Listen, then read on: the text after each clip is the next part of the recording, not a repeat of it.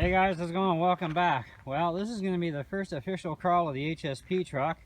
The only thing I've changed, other than adding on my original TRX front and rear bumpers and winch, I'm running a LiPo battery in it. I even put the antenna on that I can't put back onto my TRX. But otherwise, the rest of it is all stock. Winch is not operational today, so we won't be doing any winching today because that electronics is sitting in my TRX and it's a pain in the neck to swap over. But I will have a secondary remote winch set up. Actually, Monday or Tuesday it should be in. And then we'll hook that into the HSP and try some winching next time we're out with it. So let's go have some fun.